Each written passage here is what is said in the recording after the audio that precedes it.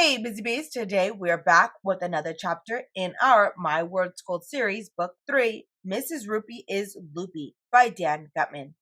But before we get into our chapter of the day, we are going to get into our riddle of the day. Our riddle of the day is, why are four-legged animals such poor dancers?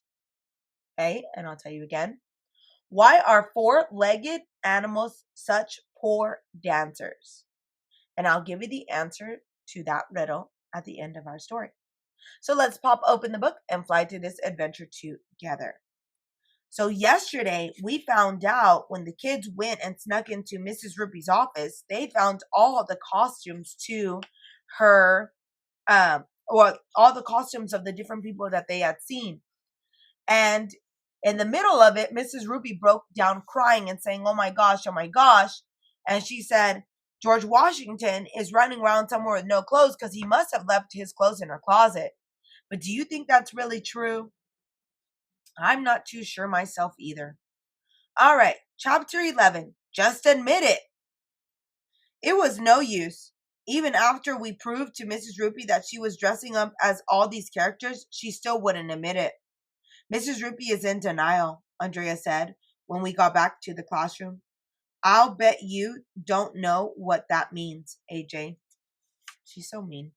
Sure, I know what denial means, I said. It's that river in Africa. Not the Nile, dumbhead. Denial. It means that she can't admit to herself that she has a problem. So what are we supposed to do now? Michael asked. There's only one thing we could do, Andrea said. We've got to tell Mr. Klutz. Mr. Klutz is the principal, which means he is like the king of the school. One time I got into trouble and was sent to Mr. Klutz's office. When I got there, he didn't punish me. He gave me a candy bar.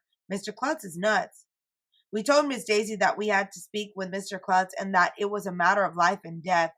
She called the office, and in a few minutes, Mr. Klutz arrived. Mr. Klutz has no hair at all. We told him all about the crazy things Mrs. Roopy had been doing and how Andrea's mother is a psychologist and she thinks Mrs. Roopy might have a big problem. We're really worried about her, Emily said. This sounds pretty serious, Mr. Klutz said.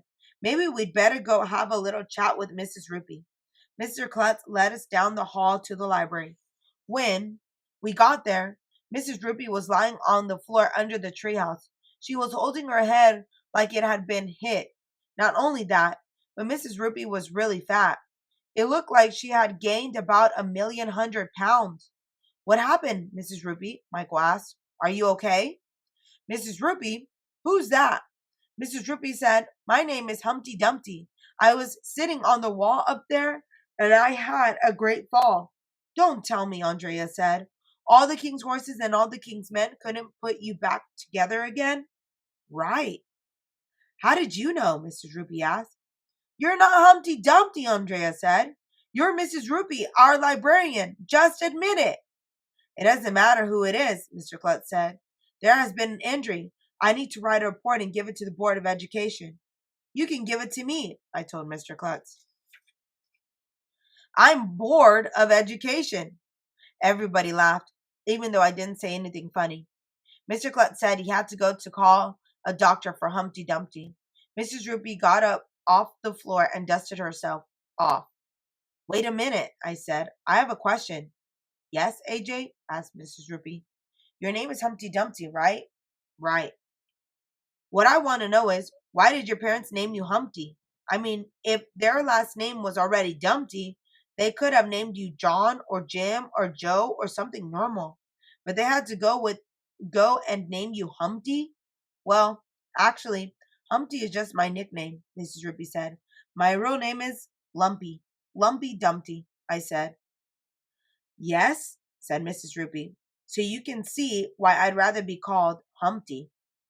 Andrea was getting all angry now. Mrs. Roopy was simply not going to admit she wasn't Humpty Dumpty. Nursery rhyme week is over, Mrs. Roopy, Andrea said. You can be yourself. You can stop pretending to be other people. Don't you like nursery rhymes? Asked Mrs. Roopy. Sure I do, Andrea said. But enough is enough. I hate nursery rhymes, I said. Nursery rhymes are dumb. I'm sick of nursery rhymes. Nursery rhymes are boring. Mrs. Roopy looked hurt. Everything is boring to you, AJ, she said sadly. I've tried so hard not to bore you. Please tell me, what is not boring to you? I put on my thinking cap. Well, not really. And tried real hard to think of something that wasn't boring. Trick bikes, I said. Trick bikes aren't boring. And that is the end of our chapter for today. So did she or did she not just admit to being those people? And is she trying to keep the kids engaged and let them want to read and give them more motivation to be able to read different books? I don't know. I think she's trying her very best. And if I had a librarian like that tried on different outfits and she acted like different people of different stories, I would be more excited of reading. All right, so let's get into the answer of our riddle for today.